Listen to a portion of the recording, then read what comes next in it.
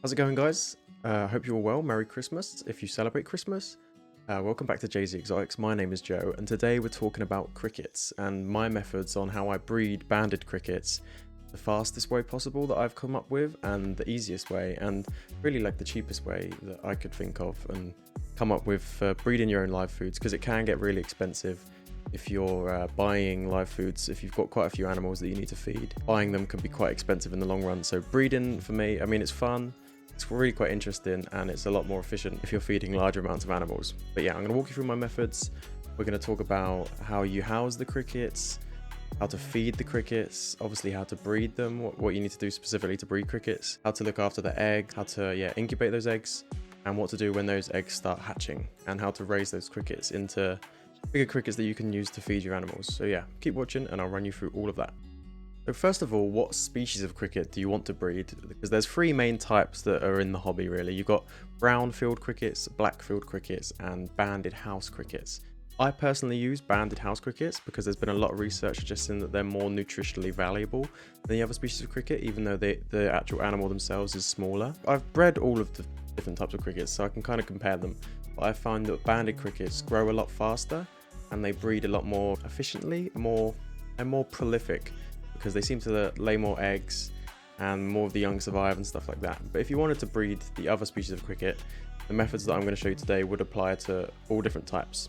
So first of all, when it comes to housing your crickets, whether you're breeding them or just keeping them alive to feed your other animals, like a large plastic storage container is probably the best option because they're cheap, they're a good size. You want to give crickets a decent size. You don't want to keep them in them tiny little cricket keeper boxes. They're a bit naff. Get yourself one of them a nice big storage box. Make sure the lid is really highly ventilated. Ventilation is key for crickets. You do not want the humidity to get high. You do not want mold to start growing, because that will just mean like it will just kill all your crickets. If there's any like mold or bacteria outbreak or anything like that in your crickets, they'll just die instantly, and you have to restart the whole thing. So make sure your lid is really ventilated and that your colony as a whole stays dry and warm. That's key. Sorry, I had to turn that light off. It does the weird, when the wavelength's different to the camera, it goes all weird and flashy and stuff, and it was annoying me. I could see in the background, it's probably annoying you, but now that's off. But yeah, make sure, I mean, in this footage you're seeing right now, this is just me like cleaning out my old cricket colony. So I cleaned out the container. It doesn't have to be spotless, but you know, clean so it's nice and clean. Then I do a nice layer of kitchen towels, paper towels down the bottom, just to help any, like, it just helps absorb like any liquids, any kind of strange liquids in there. I like to put a little layer of like newspaper or paper towels in the bottom. So that's a good shout. A lot of people use like a layer of vermiculite as well, which can be good, especially because crickets a lot of people say crickets are really smelly, that's why they don't like them. But if you keep them clean, or you put like vermiculite in the bottom, you'll reduce that odor by like so much, and make sure it's ventilated. Do not let them get wet, they will be smelly. All right, so once you've got your paper towels laid down nicely in the bottom, or your layer of vermiculite, which can be really good. I haven't used it yet because I can't get my hands on any vermiculite at the moment. Next, you're going to need egg crates. So yeah, get yourself some egg crates. I've got loads of these because I use them quite a lot, but just like save your old egg crates from when you're buying eggs or something like that, or cardboard boxes. Toilet roll tubes works well as well. Put them in your enclosure. I've put more than I usually would because I'm trying a different way where I put like the food on top of the things, but you can put little or a lot depending on how many crickets are going in the enclosure. Next is your dry food bowl. Dry food is where the crickets are going to get all of their nutrition, basically, that's going to go into your animals. So you want to make sure you're feeding your crickets good quality food, because that's what's going to in turn go into your pets when they eat the crickets. So I mean I'll do a separate video on how I make my dry food, because I do a little blend of different things, but you can just buy cricket food. It's called like Pro Grub or something. So if you didn't want to mess around with that, you could just buy it, but it is cheaper if you make it yourself. But I will do a separate video on how to do that. So we're going to place that bowl of dry food into the enclosure. I like to place it on top of the egg carts. Next is going to be a dish for their water. I use oranges or any kind of fruit really to give them the water that they need, but you can just use like a wet paper towel, or people use those weird water crystal things. I don't really like them, they go manky. I prefer just to put fresh fruit in, and as soon as it starts to go a bit weird, change it out for fresh. I put it in there to give them water. It's not in there for food, if that makes sense. Okay, so next is the most important part for if you want to breed crickets, and that's the breeding box.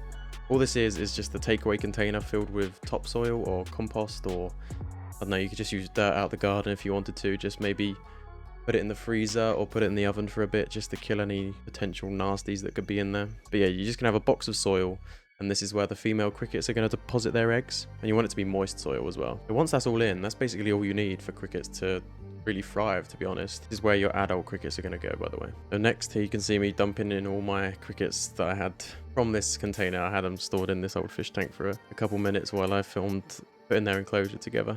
So that's basically it. That's all you need really for adult crickets to live in. That's their accommodation, as it were. Next I'm going to show you what to do with the eggs once they do lay them. And also, if you're not sure if your crickets are adult or not, the mature females will have a really long spike on their tail. It's called an ovipositor. It's what they use to lay their eggs. I'll put up some footage or some images to make this clear, because I'm just sat here talking to myself at the moment. Oh, and also you want to make sure that the breeding tub that you put in has a lid that fits it, because you're going to want to put the lid on once they've laid their eggs to keep the humidity high in there, because the eggs do need humidity. And I also like to date the lid of my boxes to know the date that I put the box into the adult enclosure and when I took it out. So I know kind of like how long eggs have been being laid into it, and I know when it's due to hatch. Now once you've got your breeding box full of eggs, I usually leave it in for about 3 to 5 days, depending on how many adult females you've got in there laying eggs, because it can get quite full quite quickly. To incubate my eggs, I use a plant propagator, I think it's called. It's like an electric heated box basically, and you want to keep the crickets around between 24 and 34 degrees centigrade, something like that. You want to keep them really quite warm. You want them to stay warm and moist while they incubate, and it takes around 10 days for the eggs to start hatching before you start seeing your first babies. So around 10 days after you took it out, start checking your eggs, and eventually you'll start seeing these, which are little baby hatchling crickets. They're pretty cool. They're white when they first hatch, and then they turn darker as their exoskeleton hardens up. And after a few days after these guys started hatching, you will start seeing hundreds upon thousands of these, because crickets do lay so many eggs. And if you look after the eggs properly, you'll have so many more than, say you start with 10 crickets, that when the eggs hatch you'll have I don't know, a few hundred probably. I have a few hundred females laying, so I end up with thousands of babies. But a lot of them don't survive. Well, not a lot of them, but a few. You're not going to get 100% success rate, right? So you want to have more than you need. And once these babies start hatching, as you can see, there's hundreds of them. You pretty much keep them the same way as you would the adults until they're fully grown, but a bit less stuff in their enclosure. Once your egg container starts hatching, I place it into another large storage container with a lined bottom and cardboard and food and water, the same as the adults. You just leave it in there, keep it somewhere warm so the eggs continue to hatch, and they'll just jump out of the box themselves and just start wandering around and start growing up. After a few days, you'll see that the egg containers, there's no more crickets hatching from it. You know that breeding box is all hatched out basically, so you can take it out and put the next one in if you've got another one ready to start hatching.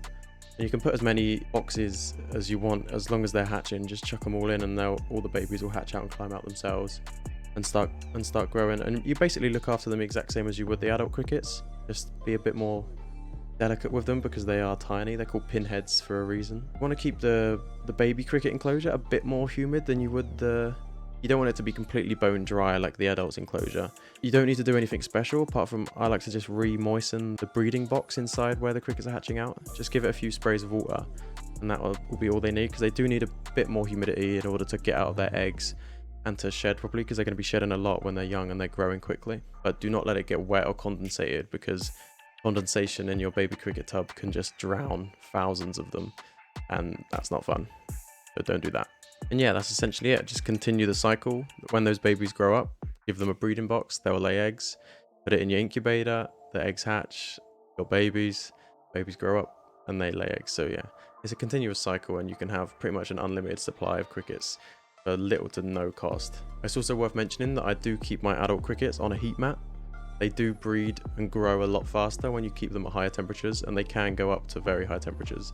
You don't need to worry about a thermostat as long as you're not cooking them. If your crickets are growing too quickly and you need to keep them around because you need to feed stuff, you lower the temperature of the crickets. So I've got a separate enclosure that's kept at a lower temperature, and those crickets grow really slow, so they're perfect to just keep feeding off for animals. And I don't need to take crickets out of my breeding supply to feed stuff. I just have those that stay like a pretty constant. Well, they grow really slowly, so they stay at the same size for a long time. Right, I think that's it. Basically, keep them warm, keep them dry, make sure they've got plenty of food and water, and give them soil to lay eggs in, and you'll have millions of crickets in no time. They're really not a difficult thing to breed, and it's definitely worth doing if you have more than 2 pets that eat crickets. It saves a lot of money in the long run for sure. Now, if you enjoyed this video and you're having a go at breeding your own crickets, let me know in the comments. Please do like and subscribe, and I'll catch you in the next one. Thank you very much for watching. Bye bye bye.